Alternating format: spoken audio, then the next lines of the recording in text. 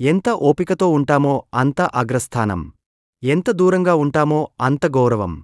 ఎంత తక్కువగా ప్రేమ చూపిస్తామో అంత మనశాంతి. ఎంత తక్కువ మాట్లాడతామో అంత విలువ. ఇదే జీవితం యొక్క రహస్యత. మనిషికి ఓపిక చాలా విలువైనది. అది ఎంత ఎక్కువ ఉంటే జీవితంలో అంత ఉన్నత స్థాయికి చేరుకుంటారు. ప్రార్థన చేస్తున్నప్పుడు దేవుడు వింటాడనే నమ్మకం, నిందలు వేస్తున్నప్పుడు ఉండదు. పుణ్యకార్యం చేస్తే దేవుడు చూస్తాడనే నమ్మకం, పాపం చేస్తున్నప్పుడు ఉండదు. దానం చేస్తే దేవుడు సంతోషిస్తాడనే నమ్మకం, దొంగతనం చేస్తున్నప్పుడు ఉండదు. ప్రేమలో దేవుడున్నాడని నమ్మకం మనుషుల్ని ద్వేషించడంలో ఉండదు. ఇన్ని అసమానతలు ఉన్నా తనని తాను పర్ఫెక్ట్ అనుకోవడం ఇంకా మూర్ఖత్వం. ఎక్కడ వెతికినా నీకు సమయం దొరుకుతుంది, డబ్బు దొరుకుతుంది. కాని నీ జీవితం అనే ప్రశ్నకి సమాధానం నీలోనే దొరుకుతుంది. తల్లికంటే లోకల్లో నమ్మకస్తులు ఎవ్వరు ఉండరు. పేదవాడికి స్నేహితులుండరు.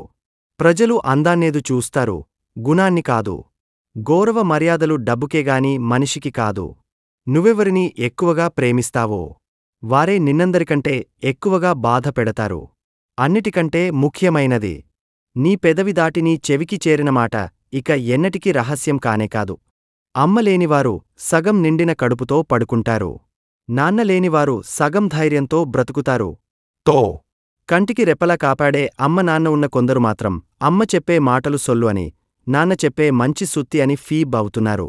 సత్యమే తల్లి జ్ఞానమే తండ్రి ధర్మమే సోదరుడు దయే స్నేహితుడు శాంతే భార్య ఓర్పే పుత్రుడు ఆరుగురే మనిషికి నిజమైన బంధువులు. ఈ రోజుల్లో బంధాలు బంధుత్వాలు అంటూ ఏమీ లేవు. ఇక్కడ అవసరముంటే వాడుకుంటున్నారు, లేకుంటే దూరం పెళతారు. కేవలం ఒకరితో ఒకరికి అవసరం మాత్రమే, అంతే. నాకు ఈ మధ్యనే బాగా అర్థమైంది ఎవరూ ఎలాంటివారో.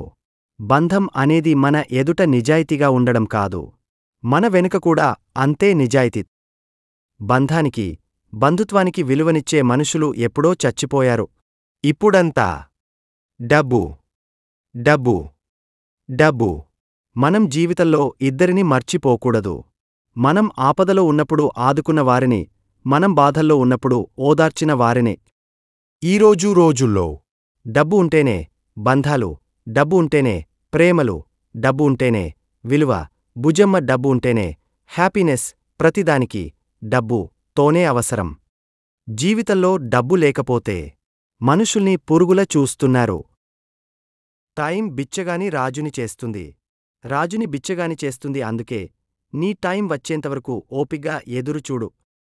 3 సంవత్సరాల నుండి మనీ ప్లాంట్ పెంచుతున్న ఇప్పటివరకు ఒక్క రూపాయి కూడా కాయలేదు. అవసరాన్ని బట్టే మనుషులు ఎప్పుడైతే మన అవసరం తీరిపోతుంటే మనతో మాట్లాడే విధానం కూడా మారిపోతుంది. జీవితంలో ఒంటరిగా ఉండటం నేర్చుకోవాలి. ఎందుకంటే ఎవరు ఎప్పుడు వదిలేస్తారో తెలియదు కదా. ఒకరి వ్యక్తిత్వాన్ని వేలెత్తి చూపే అధికారం ఎవరికి లేదు. ఒకరిని నిందించే ముందు నాకా అర్హత ఉందా అని నిన్ను నువ్వు ప్రశ్నించుకో. ఎదుటి వ్యక్తిలో లోపాల్ని వేలెత్తి చూపే వాళ్లందరూ వాళ్లకి ఏ లోపం లేదనుకుంటారు. కాని నిజానికి అలా చూడడమే వాళ్లలో ఉన్న అతిపెద్ద లోపం. ఒక మనిషిని అర్థం చేసుకోవడం రాదుగాని బిట్స్ 30 సెకండ్స్ పెట్టే వాట్సప్ స్టేటస్ని మాత్రం భలే అర్థం చేసుకుంటారు. జీవితం అనేది వద్దనుకుంటే పోయేది కాదు, రాసుకుంటే వచ్చేది కాదు. జీవితం ఒక రంగస్థలం. నీవు నేను అందరం పాత్రధారులం. రాసేవాడు పైన ఉన్నాడు, నటించేవాళ్లు మనతో ఉన్నారు. చేతిరాతలో తప్పులుంటే సరిదిద్దుకోవచ్చు, కాన్ తలరాతను మాత్రం కష్టమైనా సుఖమైనా అనుభవించాల్సిందే. పనిలో ప్రతిసారి సంతోషం లభించకపోవచ్చు. కాని పని అన్నది లేకపోతే అసలు సంతోషమనేది ఉండదు. కన్నీటి రుచి కళ్లకు చెప్పగా, నాలుకకు ఉప్పగా, గుండెకు బరువుగా, ఎదుటివారికి లోకువగా, నలుగురికి నవ్వుగా, మనసుకి భారంగా ఉంటుంది.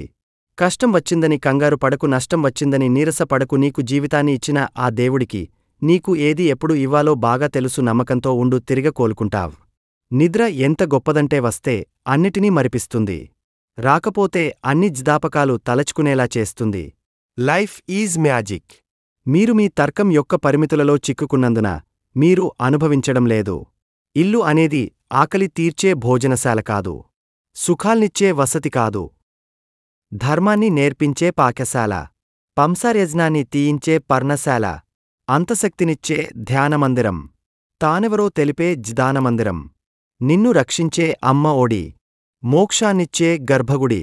అందుకే గృహస్థుడే మహారుషి. ఇతరులను మార్చడానికి ప్రయత్నించడం మానేయండి. మీరు మార్చలేని పరిస్థితులపై దృష్టి పెట్టడం మానేయండి. మీ దృష్టిని లోపలికి తిప్పండి. మీరు బయట మార్పు చేయాలనుకుంటే ముందుగా మీ స్వంత శక్తిని మార్చుకోవాలి. ఇతరులను మార్చడానికి మీరు చేయగలిగే ఉత్తమమైన పని ఒక ఉదాహరణ. మీరు మీ వైబ్లో పని చేయడం ప్రారంభించినప్పుడు మీరు ఇకపై పరిస్థితులకు బాధితుడు కాదు, మీరు మీ వాస్తవికతకు మాస్టర్ అవుతారు. ఇవన్నీ మీ స్వంత శక్తికి తిరిగి వస్తాయి. మీరు చేయాల్సిందల్లా మీ స్వంత వైబ్లో పని చేయడం మరియు మిగతావన్నీ దాని ద్వారా రూపాంతరం చెందుతాయి. ప్రపంచం మొత్తం మీ లోపల, మీ దృక్కోణంలో మరియు మీ హృదయంలో ఉంది. శాంతిని పొందాలంటే మీరు ముందుగా మీతో శాంతిగా ఉండాలి. జీవితాన్ని నిజంగా ఆస్వాదించడానికి మీరు ఎవరో ఆనందించాలి.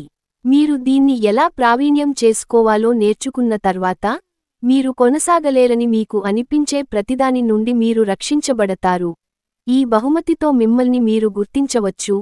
మీరు ఒంటరిగా ఉన్నప్పుడు కూడా మీరు ఎప్పటికీ ఒంటరిగా ఉండరు. మనది కానిది ప్రాణం పోయినా తాకకూడదు. అది వస్తువైనా మనిషైనా. మనది అనుకున్నప్పుడు ప్రాణం పోయిన వదులుకోకూడదు. ఎన్ని వడిదొడుకులు వచ్చినా. ఉప్పులాగా కటువుగా మాట్లాడేవాడే నీ మేలు కోరే మిత్రుడు అంతే తప్ప చక్కెరలాగా తీపి కబుర్లు చెప్పేవాడు కాదు. ఎందుకంటే చక్కెరకు చీమలు పట్టని రోజు లేదు, అదే ఉప్పుకు పురుగు పట్టిన దాఖలాలు లేవు. జీవితంలో ఒకే నియమాన్ని అనుసరించు. సూటిగా మాట్లాడు, నిజమే మాట్లాడు, ఎదురుగా మాట్లాడు. అసలైన వ్యక్తులు నీతోనే ఉంటారు. నకిలీ వ్యక్తులు దూరంగా పోతారు. ప్రశ్నిస్తే శత్రువే అవుతావు. అయినా పర్వాలేదు, ప్రశ్నించుకుంటే బానిస అవుతావు. బానిసత్వం కన్నా శత్రుత్వం మంచిదే. భరించగలం అన్నంత కాలమే. బాధ అయినా, బాధ్యత అయినా, బంధం అయినా, శక్తిని మించిపోతే ఏదైనా ఒక్కటే వదిలేయడానికి. దేని విలువ అయినా అందుబాటులో ఉన్నప్పుడు కంటే అందకుండా దూరం అయినప్పుడే బాగా అర్థం అవుతుంది. మనం దూరమైతే అవతలి వారికి మన విలువ తెలుస్తుంది అని అనుకుంటాం కాని అది పొరపాటు. మనం పోతే ఇంకొకరు దగ్గరవుతారు అనేది నిజం. నువ్వు కాకపోతే ఇంకొకరు అనే విలువలు లేని సమాజంలో బతుకుతున్నాం మనం, ఇది పచ్చి నిజం. ఇతరుల కష్టాలను తీర్చగలిగే స్థోమత నీకు లేకున్నా ఇతరులకు ధైర్యం చెప్పే మనసు ఉంటే చాలు. కష్టాల్లో ఉన్నవారికి నిజంగా నువ్వే దేవుడు. నమ్మకం అయినా, గౌరవం అయినా, ప్రాణం అయినా ఒకసారి పోతే మళ్లీ తిరిగిరావు. బతకడం గొప్పకాదు, నిజాయితీగా బతకడం గొప్ప. నోరు ఉంది కదా అని పదే పదే ఎదుటివాళ్లు బాధపడేలా మాట్లాడకు. ఒక్కసారి దూరమైతే తెలుస్తుంది నీకు వాళ్ల విలువ. మొత్తానికి ఒకటి నిర్ణయించుకున్నా, బిజీగా ఉన్న వ్యక్తులను డిస్టర్బ్ చేయకూడదని. ఎందుకంటే వాళ్ళు ఇతరులతో హ్యాపీగా ఉన్నారు, నాతో కాదు. ఎవరు ఎప్పుడు ఎలా మారుతారో చెప్పలేం. సమయం కంటే వేగంగా మనసులు మారే మనుషుల మధ్య ఉంటున్నాం. అందుకే ఎవరితో ఎంతలో ఉండాలో అంతలో ఉండాలి. మనవాళ్లు అనుకోవక మనం చేసే పెద్ద తప్పు. మోసపోయిన పర్వాలేదు, మోసం చేయడం చాలా పెద్ద తప్పు. మోసపోయినప్పుడు నీకు అనుభవం వస్తుంది. అదే మోసం చేస్తే దానికి ఏదో ఒక రూపంలో శిక్ష తప్పకుండా పడుతుంది. 1000 మందినైనా ఎదిరించి నిలబడు, అంతేకాని ఏ ఒక్కరికోసమూ ఎదురుచూస్తూ మాత్రం నిలబడకు. ప్రపంచంలో బ్రతకాలి అంటే మంచితనం, మొండితనం రెండూ ఉండాలి. మంచితనం మనుషులమీద, మొండితనం పరిస్థితులమీద చూపించాలి. పుస్తకం చూస్తున్నప్పుడు అన్ని వచ్చినట్టే ఉంటాయి కాని పరీక్ష రాస్తున్నప్పుడే నీకెంత వచ్చో అర్థం అవుతుంది. అలానే జీవితం బాగున్నప్పుడు నువ్వు బలవంతుడివే అనిపిస్తుంది కాని కష్టం వచ్చినప్పుడు తెలుస్తుంది నీ బలమెంతో. జీవితం విసుగు పుట్టడానికి 1000 కారణాలు ఉన్నప్పటికీ జీవిస్తున్నందుకు ఒకే ఒక్క కారణం, రేపటి రోజు ఇలా ఉండదు అని ఒకే ఒక్క నమ్మకం. కన్నీటిని చూసి కూడా కరిగిపోని కఠిన హృదయాల ముందు కన్నీరు కార్చి చులకన అవ్వడం కంటే ఆ బాధలను గుండెలోనే దాచుకుని పైకి చిరునవ్వులు చిందిస్తూ బ్రతకడం ఎంతో ఉత్తమం. శత్రువు కంటే మన మనసులో వచ్చే ఆలోచనలే మనకు ఎక్కువ నష్టం చేస్తాయి. నువ్వు పడే బాధ ఎవ్వరూ చూడరు. నువ్వు పడే కష్టం ఎవరికీ కనిపించదు. నువ్వు పడే నొప్పి ఎవరూ పట్టించుకోరు. కాని నీ తప్పులను మాత్రం అందరూ వేలెత్తి చూపుతారు.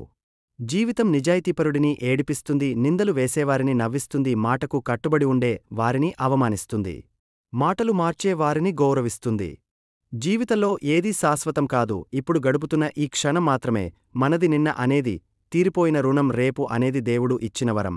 ఏంటో నా జీవితం సంతోషంగా ఉన్నాను అనుకునేలోపే బాధ కూడా నేను ఉన్నాను అని గుర్తు చేస్తుంది. నోటికి ఇష్టం వచ్చినట్టు మాట్లాడే ముందు ఒకటి గుర్తుపెట్టుకో, నువ్వు మాట్లాడిన మాటలు నీకు గుర్తు ఉండకపోవచ్చును, కాని విన్న నాకు మాత్రం ఎప్పటికీ గుర్తుండిపోతాయి. గాలి ఎటు వీస్తే అటు కదిలే చెట్లమీద ఏ పక్షులు వాలనట్లే ఎవరు ఏది చెప్తే అది నమ్మి మనసు మార్చుకునే మనుషులతో కూడా ఏ బంధాలు శాశ్వతంగా ఉండవు. ఎక్కడ వెతికిన నీకు సమయం దొరుకుతుంది, డబ్బు దొరుకుతుంది, కాని నీ జీవితం అనే ప్రశ్నకి సమాధానం నీలోనే దొరుకుతుంది.